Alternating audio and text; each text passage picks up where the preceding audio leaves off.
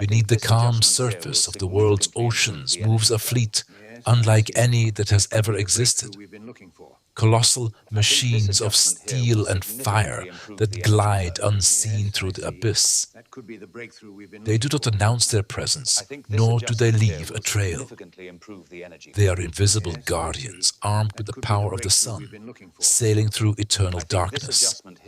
These are the modern nuclear submarines, the most complex, secretive, and enduring creations of humankind. To those who have never stood within one, they seem almost mythical.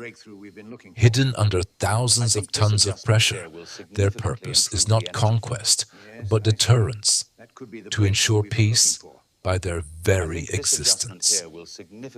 They are the ultimate paradox, instruments of war designed to prevent it. Each carries within its hull enough energy to power a city, enough weaponry to destroy nations, and yet its greatest achievement is silence. For centuries, humanity has looked to the sea as both a frontier and a threat. The ocean has always symbolized mystery, a realm where the imagination drifts freely, where monsters once lurked in the minds of sailors. But in the 20th century, the monsters became real. When the submarine was born, the surface of the sea ceased to be the only battlefield.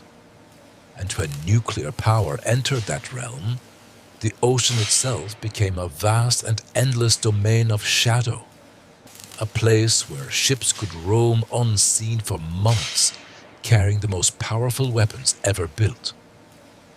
To understand these submarines is to look into the heart of the modern world, a world defined by fear and innovation, secrecy and survival. Each vessel is more than a machine. It is a fortress, a laboratory, a home, and in some ways, a grave. Within its narrow corridors, men live surrounded by steel and silence, knowing that the outside world is only cold darkness and crushing pressure. The story of nuclear submarines is not only one of engineering, but of philosophy, of how human beings have sought to master their environment, even when that environment is utterly hostile to life.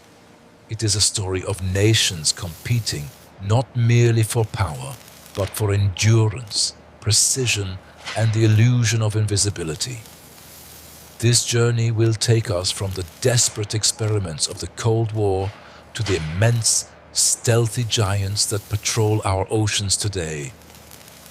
From the first tentative dives of early nuclear vessels to the fully autonomous, nearly undetectable leviathans of the 21st century. It is a journey through technology, secrecy, and the psychology of a world that learned to live under the shadow of the atom. Let us begin where all great transformations begin, in the aftermath of destruction, when the old world lay in ruins and a new one was being forged in silence. The story of the nuclear submarine begins not with the sea, but with fire, the blinding light that rose over Hiroshima and Nagasaki in August 1945. When those mushroom clouds faded, humanity entered a new era. The age of nuclear energy had begun, and with it came both fear and fascination. The same power that could destroy cities could also, in theory, fuel machines capable of operating far beyond the limits of human endurance. In the years following World War II, the world's great powers, the United States and the Soviet Union, stood facing each other across a fractured globe. Their rivalry would define the second half of the 20th century. The oceans, which once divided nations, now connected their ambitions. Control of the sea meant control of the world, and the submarine, once a weapon of stealth and ambush, became the perfect vessel for the new age of deterrence. The early submarines of World War II, diesel-electric machines, had already proven their worth in combat. But they had the fatal weakness They needed to surface regularly to breathe. Their engines required oxygen to run, and when they surfaced to recharge batteries, they exposed themselves to enemy detection. If only a submarine could stay submerged indefinitely, powered by something that required no air, it could become truly invisible. In 1946, the idea that would change everything began to take shape. Deep within laboratories and naval research centers, scientists started to imagine a submarine powered not by fuel, but by the energy of nuclear fission, the same reaction that powered atomic bombs, tamed and controlled within a reactor. Such a vessel could generate enormous amounts of power while producing no smoke, no flames, no exhaust. It could roam the oceans for months without refueling. In that moment, the dream of the eternal submarine, the ship that could dive and never return to the surface, moved from fiction to possibility. At the forefront of this transformation stood a man whose name would become legendary in naval history, Admiral Hyman G. Rickover. A stubborn, brilliant, and uncompromising engineer, Rickover envisioned a future where nuclear power would revolutionize not only submarines, but the entire Navy. Under his leadership, the United States began developing the world's first nuclear-powered submarine, one that would not merely change the Navy, but the very meaning of undersea warfare. Meanwhile, on the other side of the Iron Curtain, Soviet engineers and scientists were racing to match their rivals. The Cold War was a duel of technologies, fought not only in the skies and on land, but beneath the ocean's surface. Every new breakthrough carried the shadow of suspicion, every innovation the possibility of annihilation. The nuclear submarine would soon become the most secret, most advanced, and most feared weapon of the age. And so began the quietest arms race in history, one fought in silence in the deep between two superpowers whose greatest weapon was not sound, but its absence. In the early 1950s, as the Cold War settled over the world like a long winter, the United States Navy began quietly constructing a vessel that would alter the course of maritime history forever. It would not be the largest ship nor the most beautiful, but would be unlike anything ever built. A machine capable of crossing entire oceans without surfacing, its heart powered by the same force that fueled the stars. That vessel was the USS Nautilus, SSN 571, the first nuclear-powered submarine, and the ship that would forever change the relationship between man, machine, and the sea. The visionary, Admiral Hyman Rickover. At the center of this endeavor was a man both admired and feared. Admiral Hyman G. Rickover, often called the father of the nuclear navy. Small in stature but immense in determination, Rickover possessed a mind of extraordinary precision and a personality that brooked no compromise. His dream was clear: to harness nuclear energy to free submarines from their ancient limitations. He believed that a nuclear reactor, properly designed, shielded, and controlled, could provide nearly limitless power. Unlike diesel engines, it would not depend on air or frequent refueling. It would run quietly and indefinitely, generating heat that could drive turbines and propellers for months, even years. Rickover's challenge was to convince others that this was not madness. At the time, nuclear power was new, dangerous, and poorly understood. The very idea of placing a nuclear reactor inside a submarine seemed reckless, even suicidal. Yet Rickover persisted, fighting bureaucracy, skepticism, and even his own superiors. He built a team of brilliant young engineers, physicists, and naval officers, people willing to dedicate years to something that had never been done before. The birth of the Nautilus.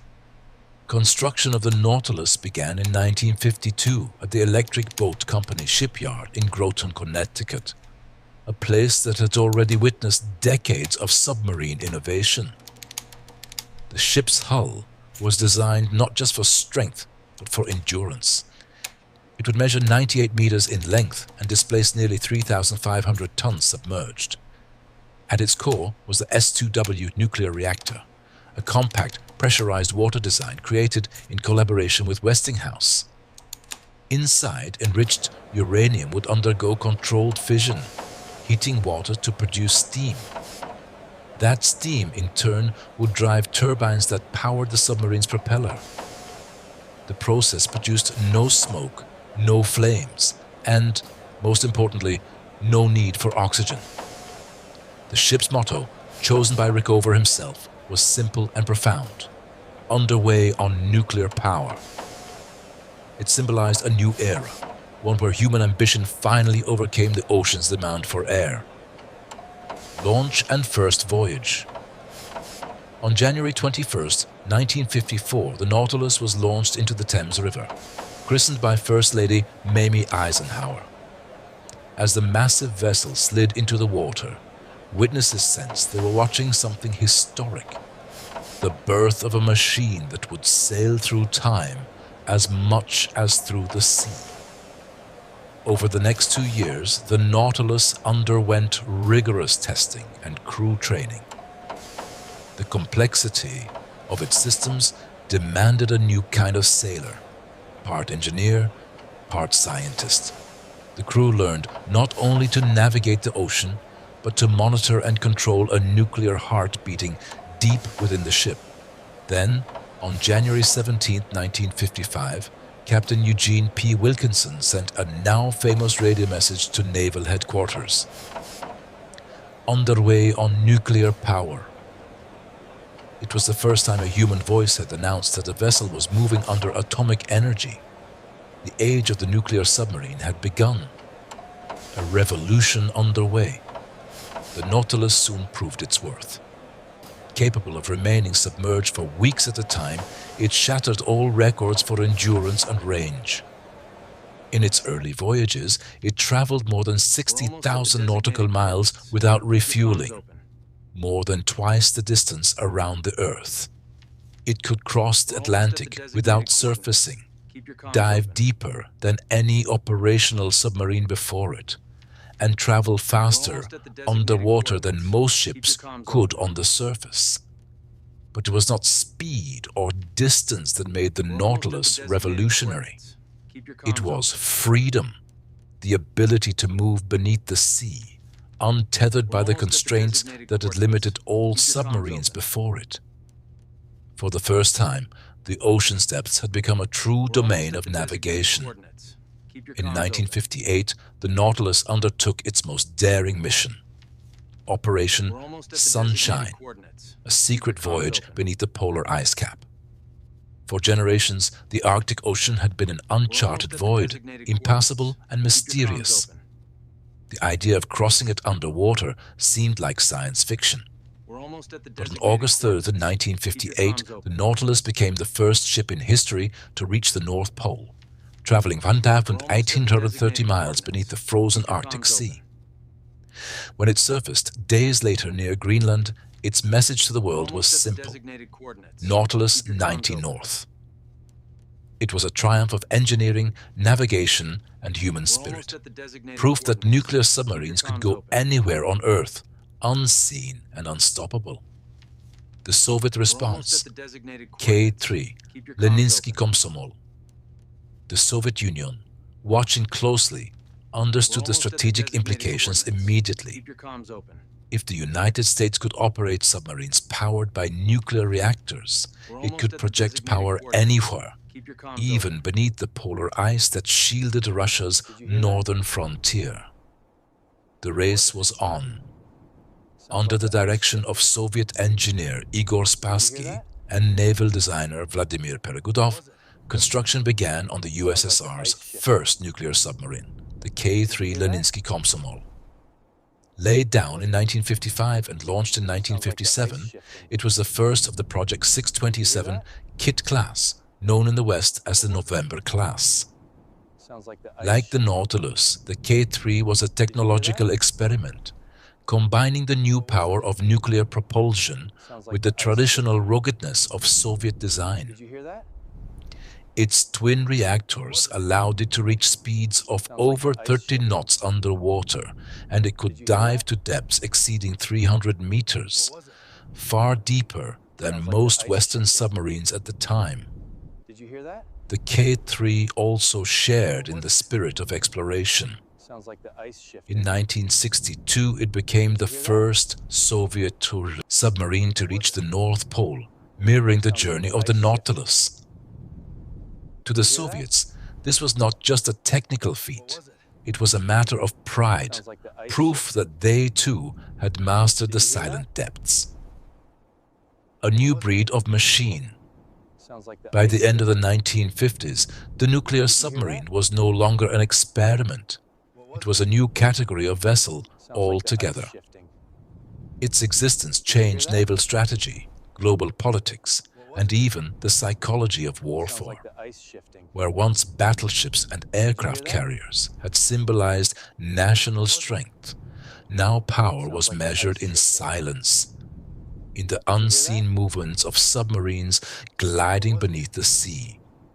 The oceans became the stage for a new kind of conflict, one fought in secrecy, where detection meant death and where deterrence, not destruction, became the ultimate weapon.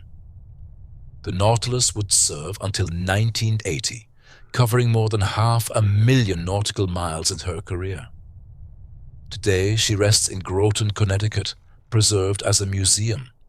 Her decks silent, her machinery at rest, but her legacy eternal. Every nuclear submarine that sails today, from the American Virginia class to the British Vanguard and the Russian Borei, carries within it the echo of that first hum of atomic power that filled the Nautilus's engine room. It was the sound of the ocean meeting the atom, the moment when human will learned to move endlessly through the deep. When one stands inside a modern nuclear submarine, what first strikes the senses is not its vastness, but its density. Every space is filled with valves, cables, consoles, and the constant hum of machinery. It is not a ship in the traditional sense, but a living organism of steel and circuitry. Its pulse is electric, its breath is nuclear. It moves through the water, not by sails or propellers alone, but by the quiet fire of the atom. A power source so compact, so enduring, that it has redefined what it means for a vessel to live. The modern nuclear submarine is the culmination of more than 70 years of innovation. To the untrained eye, it may appear as a single smooth cylinder gliding silently through the deep. But within that elegant hull lies one of the most complex human creations ever assembled. A structure designed to endure pressures that would crush a mountain, to vanish from sight and sound, and to strike with precision across the globe. The reactor, a heart that never sleeps. At the core of every nuclear submarine lies its reactor, a sealed chamber of unimaginable energy. It is often described as the ship's heart, and in many ways, that is exactly what it is. Inside, uranium atoms split in a controlled chain reaction, releasing vast amounts of heat. That heat turns water into steam, which drives turbines that spin the submarine's propeller. Unlike diesel engines, which must constantly be fed with air and fuel, the nuclear reactor needs neither. It can operate for years without refueling. In modern designs, a single reactor core can last 20 to 30 years, powering a submarine's entire operational life. This means that the only limit to a nuclear submarine's endurance is the endurance of its crew. The water that cools the reactor is kept under immense pressure so it will not boil even at hundreds of degrees Celsius. The steam that spins the turbines is then cooled back into water and reused. A perfect cycle of energy. There is no smoke, no fire, no sound. The submarine's power source, like the sea around it, is silent.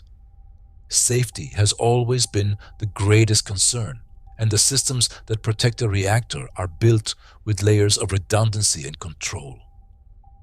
Radiation is contained behind thick steel shielding. Automatic shutdown systems can halt the reaction within seconds. For all its danger, the nuclear heart beats quietly, reliably, and continuously. To those who serve aboard, the reactor room is sacred ground, sealed behind heavy doors, monitored by experts, and watched as though it were alive. It is the fire that must never go out. The hull, fortress of the deep. The submarine's hull is its body, an engineered masterpiece designed to withstand crushing pressure while maintaining stealth.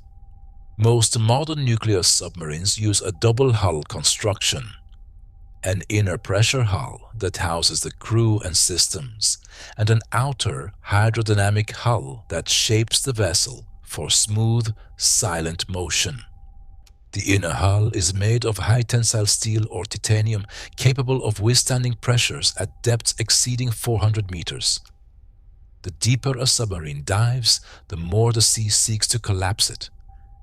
And yet, it endures. When submerged, the hull subtly flexes and creaks, alive to the touch, a reminder to those within of the ocean's invisible weight. Modern materials and coatings have transformed submarines into ghosts. Their surfaces are covered with anechoic tiles, layers of sound-absorbing rubber designed to deflect sonar waves. To enemy sensors, they become shadows, indistinguishable from the whispers of the deep. Even the shape of the hull is a study in fluid dynamics. Gone are the sharp angles of early designs. In their place stands a smooth, teardrop form inspired by nature, the same geometry that allows whales to glide effortlessly through the sea. Every curve is calculated to reduce drag, every line tuned for silence. The propulsion system, motion without sound. To move invisibly through the water, a submarine must do more than dive deep. It must move silently. The greatest challenge of propulsion is not power, but quiet. Early submarines used propellers that churn the sea into turbulence, producing telltale noise detectable by sonar. Modern nuclear submarines employ pump jet propulsion, a marvel of engineering that draws water in through a shrouded duct, accelerates it with impellers, and expels it smoothly through a nozzle. The result is near total acoustic concealment. A submarine's speed is not publicly known, but it is believed that the most advanced vessels, such as the American Virginia class or the Russian Yasen class, can exceed 30 knots, 55 km/h, underwater. Yet their most important feature is not how fast they move, but how quietly. In the world of undersea warfare, sound is life. To be heard is to be hunted. The ocean is filled with listening devices, hydrophones, sonobuoys, sonar arrays, but the best submarines glide through it like whispers, leaving behind only the faintest echo of their passage. Weapons of the abyss.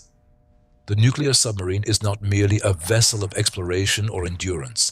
It is, above all, a weapon. And in the modern era, it is the most formidable weapon ever conceived. There are two primary kinds of nuclear-powered submarines. Attack submarines, SSN, designed to hunt enemy ships and submarines, gather intelligence, and protect fleets. Ballistic missile submarines, SSBN, the silent sentinels of deterrence, carrying nuclear missiles capable of reaching targets across continents. The ballistic missile submarine, sometimes called a boomer, is the cornerstone of a nation's nuclear triad. Hidden in the vastness of the oceans, it ensures that no enemy strike could ever go unanswered. Even if cities and bases were destroyed, a submerged SSBN, undetectable, constantly moving, could retaliate within minutes. This concept, known as second strike capability, has maintained an uneasy peace for over half a century. Modern SSBNs, such as the Ohio class in the United States or Borei class in Russia, carry up to 16 or more intercontinental ballistic missiles, ICBMs. Each missile can travel thousands of kilometers and carry multiple independently targeted nuclear warheads. The submarine's attack counterpart, the SSN, wields torpedoes, cruise missiles, and advanced sensor suites that allow it to stalk adversaries through the depths. Vessels like the Seawolf class or Astute class combine stealth, speed, and precision. They can strike ships, submarines, or land targets hundreds of miles away and vanish before anyone knows they were there. Life below, the hidden world of the crew. For those who live aboard these underwater giants, life is unlike anywhere else on Earth. The outside world is water, pressure, and silence. Inside, the air is artificial, the light constant, the sense of time blurred. Days blend into nights and weeks into months. The crew of a modern submarine is small, usually between 100 and 150 men and women, but their responsibilities are immense. Each person is part of a delicate human machine. Engineers tending the reactor, sonar operators listening to the sea's faint heartbeat, navigators charting invisible paths across the globe. Space is limited. Bunks are stacked 3 high, personal possessions reduced to essentials. The air is recycled, the water distilled from seawater. Fresh food lasts only the first few weeks. After that, meals are carefully rationed and stored. And yet, there is camaraderie, a quiet brotherhood forged in isolation. In the darkness of the deep, rank fades and teamwork becomes survival. The crew lived by rhythm and trust, knowing that outside their steel walls is a world where pressure can crush a man's body in seconds. When a submarine surfaces after a long patrol, its sailors often speak of strange sensations. The shock of wind, the glare of sunlight, the scent of rain. For months they have lived as visitors in another world, breathing the same air, hearing the same hum, and dreaming of the sky. Innovation without end. Every new generation of submarines builds upon the last, integrating advances that seem to border on science fiction. Artificial intelligence assists navigation and stealth management. Advanced composite materials reduce magnetic signatures. New sonar arrays can map the seafloor in silence. Some submarines are now equipped with unmanned underwater drones, capable of venturing ahead to scout or lay sensors. Others carry special operations teams, deploying divers through hidden chambers into enemy waters. Even the concept of the reactor itself continues to evolve. Future submarines may use liquid metal reactors, smaller and more efficient, allowing for faster, quieter, and longer missions. The dream of total autonomy, a vessel that can think and act with minimal human input, is slowly becoming reality. Yet despite all this progress, one thing remains unchanged. The essence of the submarine is silence. Its power lies not in its noise, but in its stillness. It is the weapon that waits, the guardian that endures, the machine that hides so that peace might remain above. When the Nautilus proved that nuclear power could conquer the depths, it opened not just a new chapter in naval history, but a new reality for the entire world. The ocean, once a vast blue frontier, had become a stage for the most silent and tense rivalry in human history, the Cold War. Here, deep below the waves, the great powers of East and West played a dangerous game of patience and precision, a game that, for decades, balanced the fate of civilization itself. The dawn of the nuclear fleet.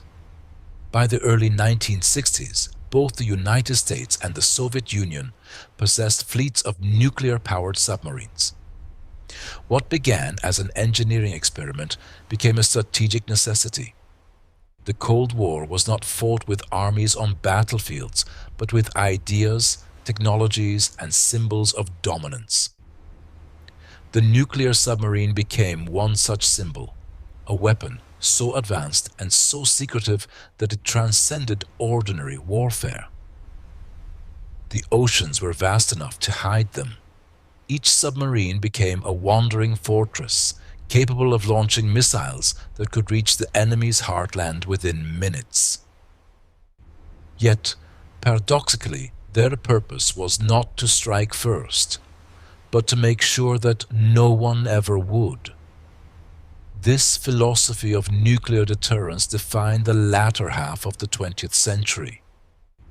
As long as each side knew that the other had submarines, hidden somewhere under the sea, armed, alert, and unreachable, no nation could risk total war. And so began the silent vigil that continues to this day. The US boomers and the Soviet shadows. The United States took the lead with its George Washington-class submarines, launched in 1959. Each carried 16 Polaris nuclear missiles, each missile capable of striking targets thousands of kilometers away. These ships were unlike anything that had come before. Part vessel, part bunker, part apocalypse in waiting. Their crews embarked on months-long patrols through the Atlantic and Pacific, traveling under ice and across continents without ever being seen. They became known as boomers, a nickname that carried both irony and awe. For the sound of their weapons would never be heard unless civilization itself had failed. Not to be outdone, the Soviet Union responded with its own nuclear deterrent fleet. In the icy shipyards of Severodvinsk and the ports of Murmansk, engineers built the Hotel-class and later the Yankee-class ballistic missile submarines.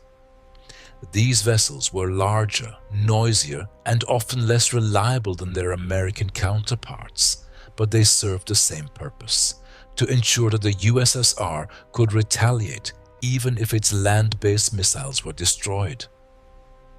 The oceans became a chessboard of invisibility. American and Soviet submarines hunted each other relentlessly, shadowing, listening, and recording.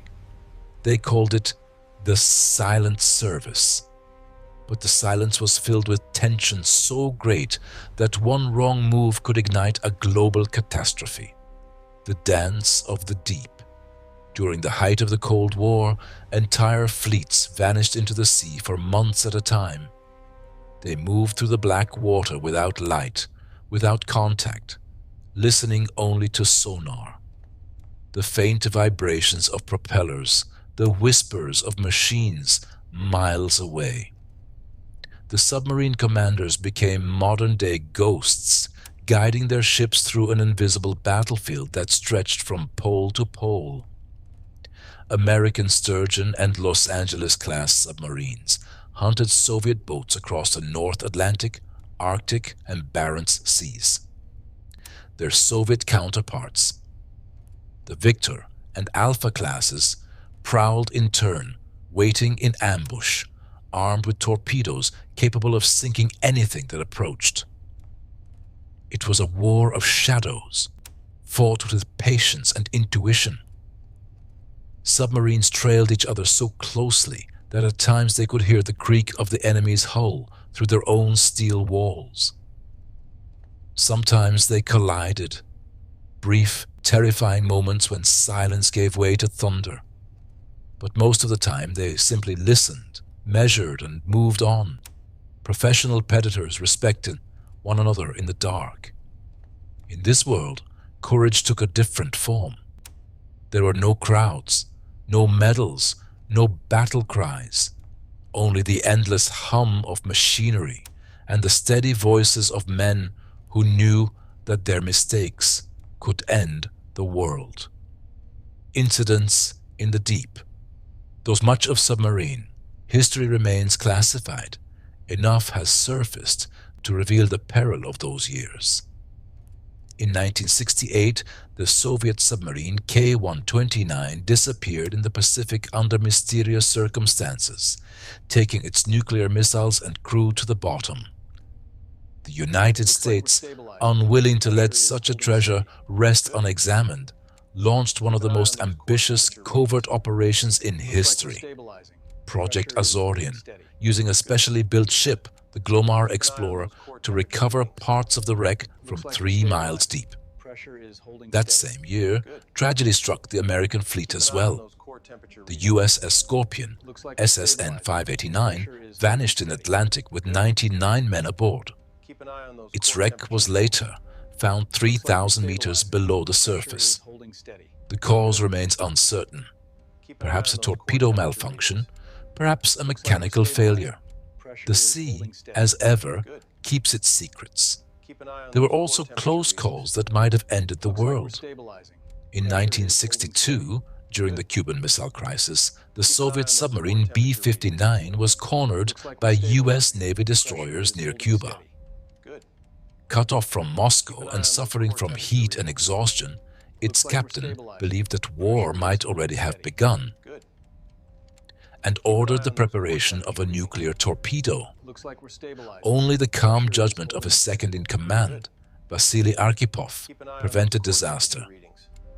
With quiet courage, Arkhipov refused to authorize the launch. His restraint may have saved humanity. Such moments, invisible to the public, unmarked in history books, define the Cold War more than speeches or parades. The greatest battles of that era were fought in silence, in darkness, and in the narrow gap between decision and destruction. The nuclear giants. By the 1970s and 1980s, nuclear submarines had reached unprecedented levels of size and sophistication. The United States introduced the Ohio class, vessels nearly 170 meters long, floating fortresses carrying Trident ballistic missiles, each with multiple nuclear warheads. A single Ohio-class submarine could destroy a dozen cities within half an hour. Yet their mission was not aggression, but endurance. The very fact that they existed made war unthinkable. The Soviet response came in 1981 with the Typhoon class, the largest submarines ever built.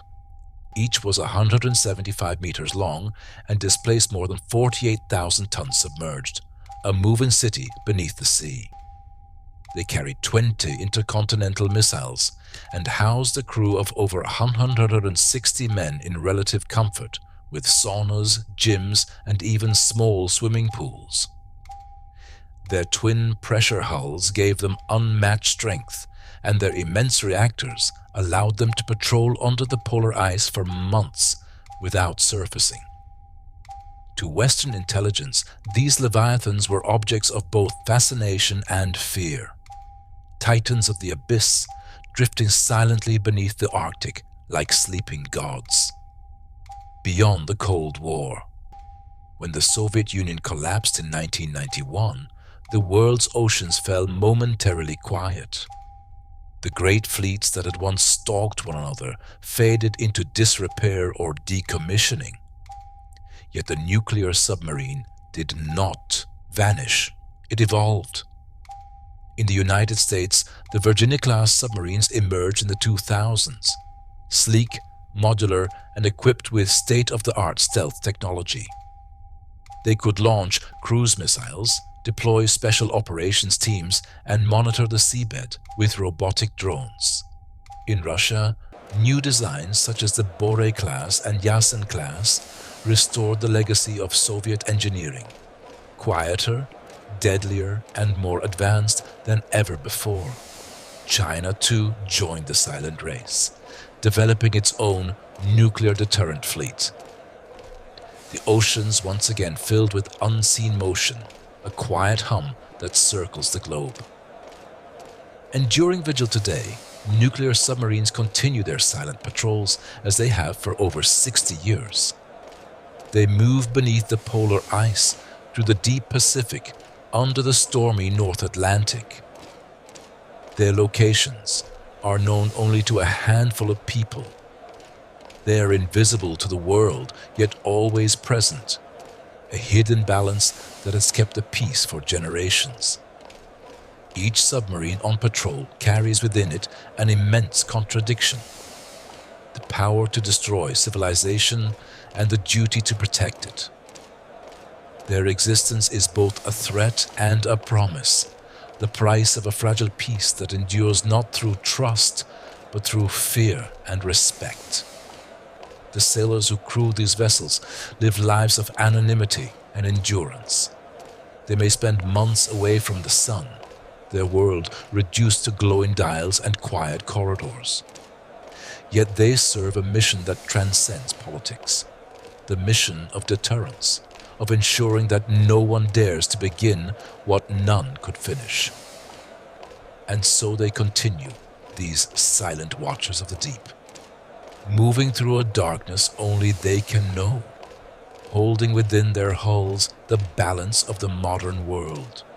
For all their might and sophistication, nuclear submarines remain fragile creatures of the deep, guests in an environment that does not forgive mistakes. Their strength lies in precision, and even the smallest error, a valve left unsealed or a circuit left unchecked, can unleash catastrophe.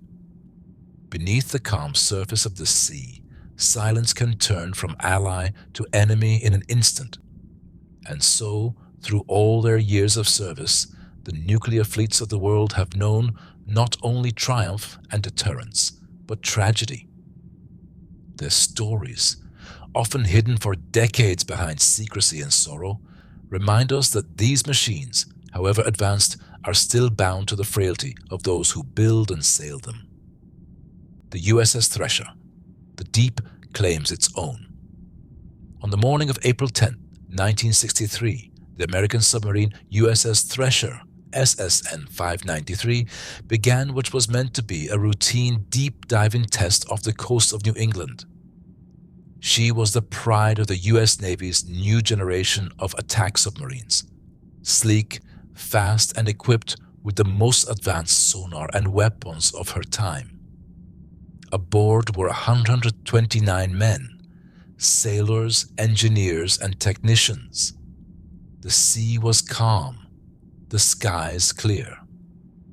But as the Thresher descended deeper and deeper into the cold Atlantic, something went terribly wrong.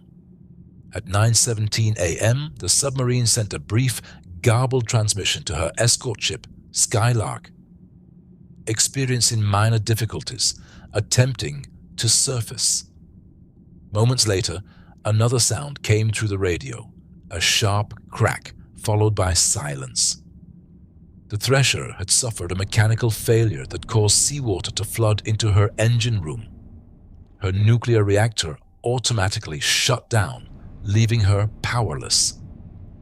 As she fell deeper, the increasing pressure crushed her hull. The submarine imploded at a depth of more than 700 meters, the sound of her destruction traveling for miles through the ocean. There were no survivors. The loss of the Thresher sent shockwaves through the US Navy. It was the deadliest submarine disaster in history up to that time. In its aftermath, the Navy launched the SubSafe program, a comprehensive overhaul of submarine safety systems that remains in force to this day. Every nuclear vessel built since bears the lessons learned from that tragedy. And in a quiet way, the 129 men of the Thresher still sail with every crew that takes a submarine below the surface. The Kursk, a nation in mourning. Nearly 40 years later, another tragedy unfolded, this time in the icy waters of the Barents Sea. It was August 12, 2000, and the Russian Navy was conducting a massive naval exercise, the largest since the fall of the Soviet Union. Among the participating vessels was the K-141 Kursk, a massive Oscar II class nuclear-powered submarine armed with cruise missiles and torpedoes. She was a source of pride to Russia, one of the most formidable submarines ever built, designed to destroy aircraft carriers with a single strike. At 11:29 a.m., the Kursk prepared to fire a practice torpedo. But the torpedo malfunctioned. Its fuel exploded, igniting a chain reaction that detonated other munitions in the forward compartment. The explosion tore through the submarine, sending shock waves across the sea. On nearby ships, instruments registered the blast as an earthquake. 2 minutes later, a second explosion, far larger, ripped through the Kursk, destroying much of her bow and sending the submarine plummeting to the seafloor 108 meters below. All 118 men aboard were killed, either instantly or trapped in the wreckage. In the hours that followed, rescue attempts were delayed by confusion, pride, and bureaucracy. Only days later did divers reach the site, discovering notes and evidence that at least a few crew members had survived for several hours after the explosion, huddled in the dark, writing messages to their families as oxygen ran out. One of them was Lieutenant Captain Dmitry Kolesnikov, whose final note read, "All of the crew from sections 6, 7, and 8 have moved to section 9. We are 23 people. None of us can get to the surface." When the news broke, Russia entered a state of mourning. The tragedy of the Kursk was more than a military disaster. It was a human one. It revealed the cost of secrecy, the loneliness of those who serve beneath the sea, and the fragility of even the mightiest machines. The wreck of the Kursk was eventually raised in 2001 and dismantled, but her name endures, a symbol of bravery and loss, a story whispered among submariners of every nation. The Soviet K-19, the Widowmaker. Long before the Kursk, another Soviet submarine had nearly brought about catastrophe on a global scale. In July 1961, the K-19, one of the first Soviet nuclear-powered ballistic missile submarines, was on patrol near Greenland. Deep beneath the Arctic waters, her crew detected a terrible problem: a rupture in the reactor's cooling system. The temperature inside the reactor core began to rise uncontrollably. Without coolant, a nuclear meltdown was inevitable. If that happened, the explosion could have destroyed the ship and scattered radioactive debris across the North Atlantic, possibly triggering a confrontation with NATO forces nearby. With no external help, the crew had only one choice: to repair the cooling system manually. They knew the radiation levels would be fatal, but they volunteered anyway. One by one, sailors entered the reactor compartment, working in unbearable heat and lethal radiation, replacing pipes with their bare hands. They succeeded in restoring the system, saving the submarine and preventing a disaster that could have altered history. Within days, most of the repair team died of radiation sickness. Their bodies were buried in sealed coffins, their names initially hidden under military secrecy. Decades later, they would be recognized as heroes. The K-19, meanwhile, earned a grim nickname among sailors, the Widowmaker. Their sacrifice became a testament to the extraordinary courage of those who live and die in silence beneath the sea. The Ghosts of the Deep. There are other names too, lesser known but no less haunting. The USS Scorpion, lost mysteriously in 1968, still lies 3,000 meters below the Atlantic, her cause of death debated to this day. The K-219, another Soviet submarine, sank off Bermuda in 1986 after a missile explosion, her reactor resting on the seabed with its radiation sealed inside cold metal. The INS Arihant of India, a modern nuclear submarine, was once nearly lost after a flooding accident in harbor. A quiet reminder that even today, perfection is never guaranteed. Each wreck carries stories that the sea has swallowed but not erased. Stories of quick thinking, heroism, panic, and resignation. Each hull resting on the ocean floor is not just a ruin of metal, but a tomb of memory, the human face of the deep. For those who serve beneath the waves, danger is an unspoken companion. They do not talk of fear, they simply respect it. Theirs is a life of isolation and discipline, where a mistake can mean not embarrassment, but extinction.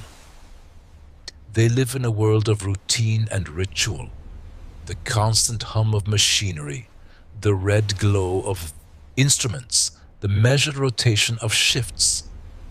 They learn to sleep amid noise and to dream in silence. Time becomes fluid, day and night indistinguishable, marked only by the rhythm of meals and duty. In that confinement, camaraderie takes on a sacred form. There are no strangers aboard a submarine. Every man and woman depends utterly on every other. When danger strikes, they act as one, not out of obedience, but out of shared survival. And when disaster comes, as it sometimes does, they face it with a stoicism born from understanding. They know that beneath the sea, rescue is rare and time is short. Their courage is not loud, not cinematic. It is the quiet resolve to keep working, keep breathing, keep believing that the surface still waits somewhere above. These are not just sailors. They are custodians of a fragile peace, stewards of forces greater than themselves. And in their endurance, we see both the brilliance and the cost of human ambition. There is something uniquely haunting about the idea of a ship that sails unseen. For centuries, the sea has represented the boundary between the known and the unknown, a place of adventure, peril, and mystery. Yet no vessel has blurred the line between myth and reality quite like the submarine. It is both real and invisible, present yet unseeable. Even in peace, it dwells in secrecy. As nuclear submarines slipped silently through the oceans, they also drifted into the collective imagination of humanity. They became symbols of power, fear, and endurance, of the human desire to conquer the last, most hostile environment on Earth. Their story moved from classified documents and military reports into books, films, and the deep current of popular culture. From science fiction to reality. Long before the first nuclear submarine ever set sail, writers had already dreamed of such machines. The idea of traveling beneath the ocean, of living in a hidden steel world, appeared first in the imagination. In 1870, Jules Verne gave life to the Nautilus in his timeless novel 20,000 Leagues Under the Sea. His creation, commanded by the enigmatic Captain Nemo, was not merely a ship, it was a symbol of human defiance, a rebellion against the surface world. The Nautilus could travel vast distances, powered by a mysterious energy that Verne described as electricity drawn from the sea itself. In many ways, it was the prophetic dream of the nuclear submarine, a vessel powered by invisible energy, independent of air or fuel, gliding through the dark. Verne's vision inspired generations of engineers and naval architects. It is said that when the real USS Nautilus was launched in 1954, the name was chosen in homage to Verne's novel. A perfect circle from fantasy to fact. What had once been imagination had become steel and atom. The submarine in literature and film. As the Cold War unfolded, the submarine became a metaphor for the human condition in an age of fear and secrecy. Writers and filmmakers found in these underwater machines a stage for exploring themes of isolation, duty, and moral conflict. In 1958, the film Run Silent, Run Deep portrayed the claustrophobic tension of submarine warfare. Men trapped together in darkness, waiting for a sound that might mean life or death. Later, in 1981, Wolfgang Petersen's Das Boot depicted the psychological and physical toll of life aboard a World War II U-boat. Its damp corridors, flickering lights, and suffocating atmosphere captured the loneliness and terror of the deep with brutal honesty. But it was in the late Cold War years that the nuclear submarine became the ultimate cinematic symbol of global tension. In 1984, Tom Clancy's novel The Hunt for Red October introduced readers to a Soviet ballistic missile submarine whose captain sought to defect to the West. The book and its 1990 film adaptation starring Sean Connery turned the submarine into a stage for intellect and restraint rather than brute conflict. It presented the deep ocean not just as a battlefield, but as a chessboard, a place where logic and silence outweighed violence. Other stories followed: Crimson Tide, K-19, The Widowmaker, The Abyss, each exploring the same paradox, that the most advanced weapons ever built are also the loneliest places on Earth. In these stories, the submarine stands as both a triumph and a warning. It represents human mastery over nature, but also the dangers of our own inventions. Its silence is not peace, but the stillness before potential catastrophe. Symbols of power and fear. Throughout the late 20th century, the image of the nuclear submarine became deeply intertwined with the psychology of the Cold War. For citizens of the world, they were invisible guardians and invisible threats. Their existence was known, but their locations were secrets guarded more closely than gold. Every ocean voyage, every sonar ping, every shift in the geopolitical wind carried with it the possibility of unseen submarines moving in response.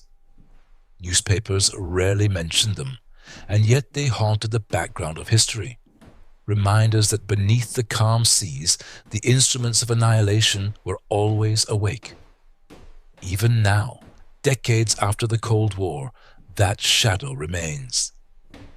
When nations test new ballistic missiles or patrol the Arctic ice, the world subconsciously recalls the silent fleets beneath the waves.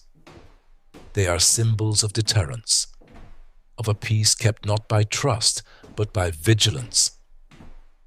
The submarine as a human metaphor. Beyond politics and war, the submarine holds a deeper, more universal symbolism. It embodies the dual nature of humanity, our brilliance and our fear, our courage and our confinement. To dive beneath the sea is to separate oneself from the world, to exist in isolation, dependent only on one's own systems and discipline. The submarine in that sense mirrors the human mind, a sealed vessel of thoughts surrounded by the vast unknown. Inside, there is life and warmth. Outside, silence and pressure. Many writers and philosophers have seen in submarines an allegory for the modern condition. In an age of technology and solitude, we too live within our own pressure hulls, connected yet isolated, powerful yet fragile, moving through invisible depths we do not fully understand. Monuments and museums. Today, the legacies of these once secret machines rest quietly in harbors and museums around the world. Visitors walk their narrow corridors, gaze at the sleeping control panels, and feel the weight of history in the air. The USS Nautilus, preserved in Groton, Connecticut, stands as a shrine to innovation. Her silent reactor long cooled, but her story still humming in the minds of those who visit. In France, the Le Redoutable, the first French nuclear submarine, rests in Cherbourg, its massive hull towering over the museum docks. In Russia, the once feared Typhoon-class TK-17 Arkhangelsk lies rusting in the Arctic port of Severodvinsk, a relic of another age, too costly to maintain, too monumental to forget. These vessels, once instruments of secrecy, have become monuments of memory. Children step inside them now, touching the walls where sailors once stood in silence. The hum of the reactor has been replaced by the whispers of history. The submarine in the age of peace. Though the Cold War has passed, submarines have not disappeared from the world's imagination. They have, instead, evolved from symbols of fear into symbols of endurance and exploration. Modern documentaries show them mapping the ocean floor, studying climate change, and exploring hydrothermal vents miles beneath the surface. Engineers now dream of civilian submersibles, smaller, safer, and more accessible, that might one day allow humanity to inhabit the deep, not as soldiers, but as explorers. In literature and film, the submarine continues to appear, sometimes as a relic of war, sometimes as a vessel of discovery, sometimes as a metaphor for the hidden forces that drive our civilization. What remains constant is its mystique. Even now, in an age of satellites and instant communication, the submarine is one of the few machines that truly disappears, vanishing into a realm that belongs to the earth itself. The sound of silence. When one listens closely to the sea, there is no silence, only endless sound. The motion of water, the songs of whales, the murmurs of shifting currents. Yet the submarine moves among these natural voices like a shadow, deliberate, muted, almost irreverent. Its presence reminds us that human ingenuity has found a way to live, work, and endure in places once thought unreachable. But it also reminds us of something older, the humility that comes from entering an environment we can never truly control. The submarine in all its might is still a guest in the ocean. It sails through borrowed space, relying on fragile human craft to survive the most ancient and indifferent of worlds.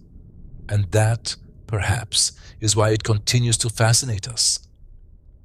Because it represents both our greatest power and our most profound vulnerability. The story of the nuclear submarine is not only a story of metal and machinery, it is a story of humanity itself, of what we can create when fear and brilliance coexist, of how, even in the darkest depths, the human spirit continues to reach outward, searching for mastery, purpose, and understanding. For centuries, the ocean has been both cradle and mystery, the one domain that refused to yield entirely to humankind. But when the first nuclear submarine slipped beneath the surface, the balance shifted.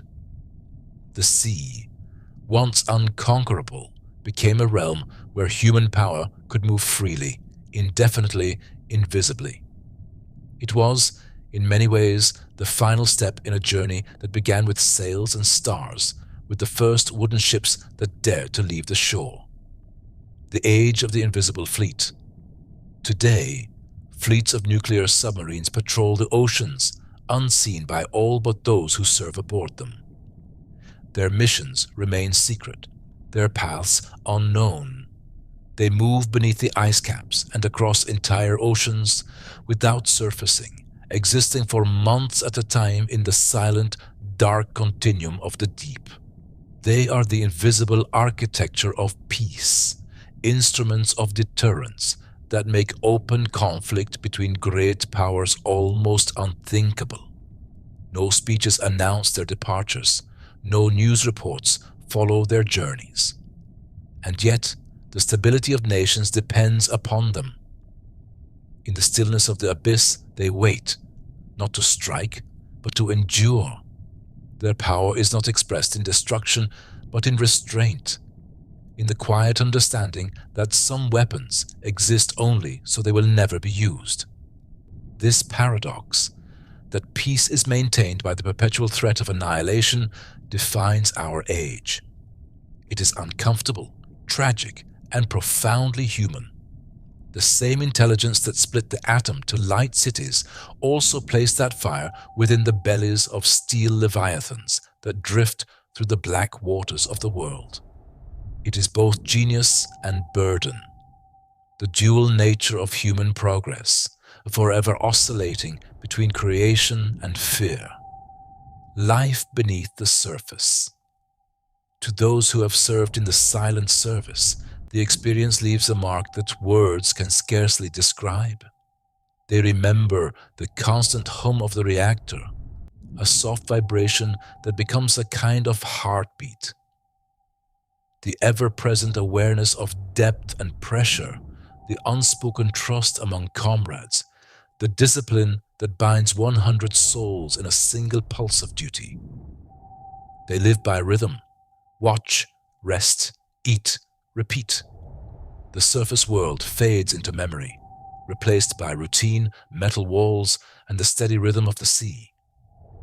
Days are measured not by sunlight, but by the quiet announcements of shifts changing, of meals served, of navigation reports whispered in low voices.